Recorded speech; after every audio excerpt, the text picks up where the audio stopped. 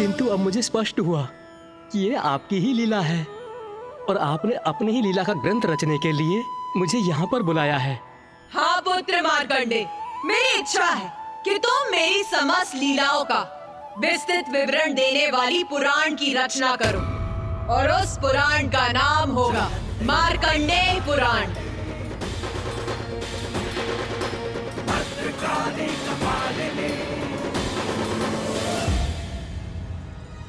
माता, आपने इतना महत्वपूर्ण कार्य सौंपकर मुझे कृतार्थ कर दिया। माता, इसी क्रम में मुझे बताने की कृपा करें कि जो भक्त संपूर्ण निष्ठा और भक्ति से आपके दैवी मातंगी रूप की साधना करते हैं, उनको आपकी कृपा स्वरूप क्या फल प्राप्त होता है? देवी मातंगी रूप में मेरी पूजा करने से मेरे भक्तों को वाक शक्ति और उच्च कलाओं की सिद्धि प्राप्त होती।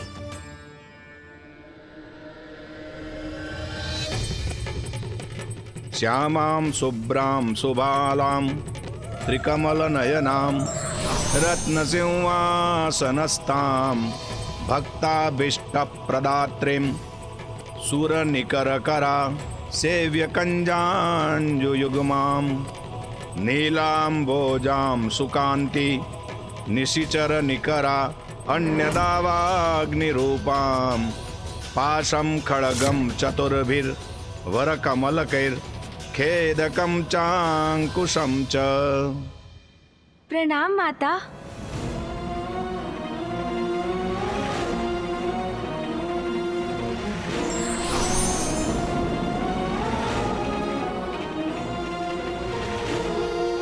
मुझे प्रतीत हो रहा है कि इस विषय को लेकर तुम्हारे मन में अभी भी संशय शेष है। संकोच मत करो, पूछो गणेश।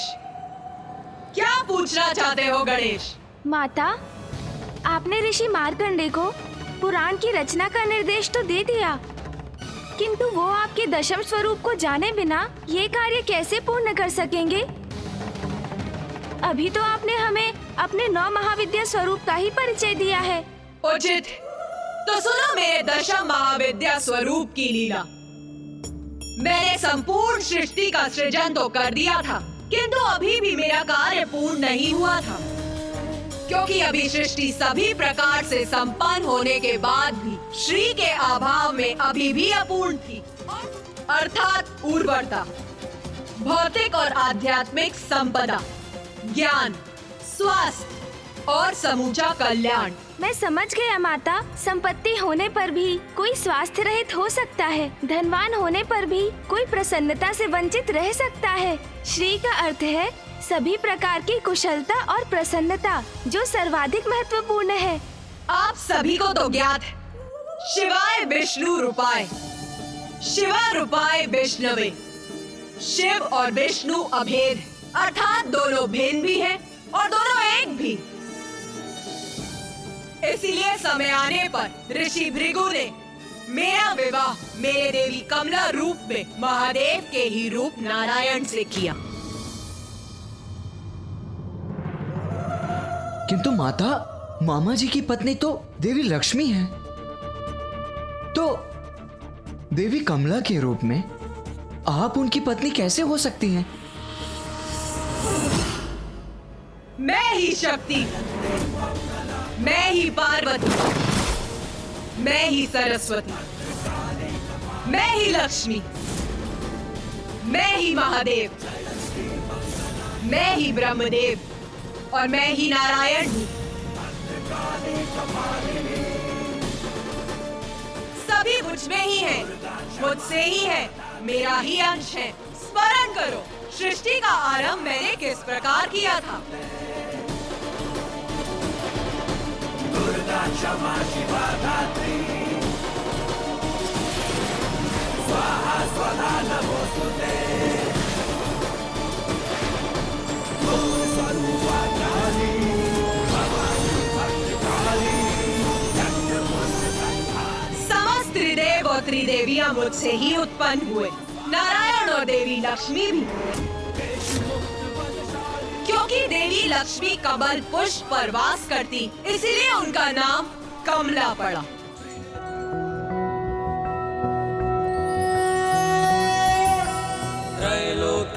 पूजिते देवी कमले विष्णुवल्लभे यथा त्वमचल कृष्णे तथा भवमयी स्थिरा।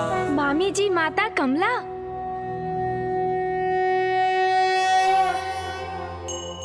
माता, आपके श्री मुख से आपके समस्त महाविद्या के रूपों का विस्तृत वर्णन सुनकर हम कृतार्थ हुए, और अब देवी श्री महालक्ष्मी की कृपा से भी हम लाभान्वित हुए हैं। माता, अब हमें ये भी बताइए कि आपके इस रूप की पूजा करने से आपके भक्तों पर आपकी कृपा किस प्रकार होती है? मेरे अर्थात देवी कमला के रूप में माता संसार की श्री अर्थात देवी लक्ष्मी के रूप में होती हैं। किंतु श्रीहीन होने का अर्थ है कांति से रिक्त होना। श्री के अभाव में सभी धन, संपत्ति, विद्या आदि व्यर्थ है, वे शीघ्र ही नष्ट हो जाते हैं। संसार को श्री युक्त करने हेतु ही श्री महाकाली मुझे प्रकट करती हैं।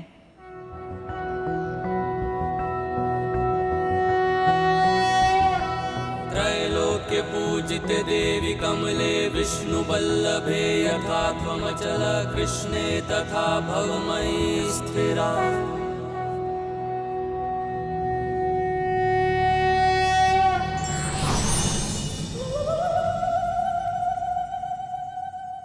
इस प्रकार मैं अपने महाविद्या स्वरूपों के माध्यम से संसार का सृजन करती, और उस संपूर्ण अवधि में महादेव मेरे साथ होते। वो शक्तिशाली हैं, क्योंकि उनकी शक्ति मेरे रूप में उनके साथ होती। संसार में जो भी शक्ति व्याप्त है वो मुझसे ही है। प्रत्येक प्राण में अर्थात देव, दानव, पशु, पक्षी, पेड़ पौधे, सूर्य, चंद्रमा, उन सभी की शक्ति मुझसे ही है। उन सभी के कण कण की शक्ति मैं ही हूँ। मुझसे ही ये संसार है।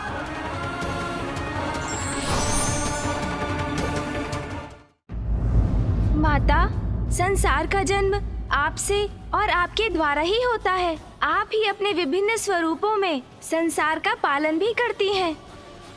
आप अपनी सभी संतानों को प्रकृति के माध्यम से जीवन के लिए जो भी आवश्यक है उन्हें उपलब्ध कराती हैं।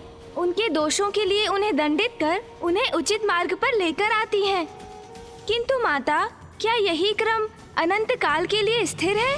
नहीं गणेश, जन्म मुझसे है, पालन मुझसे है, तो सृष्टि का संहार भी तो मुझसे ही है। सृष्टि का संहार माता?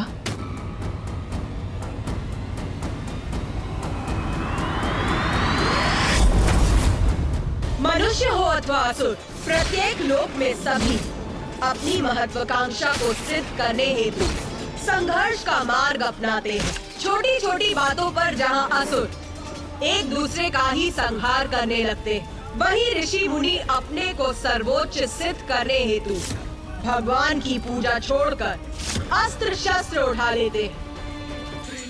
महाकाली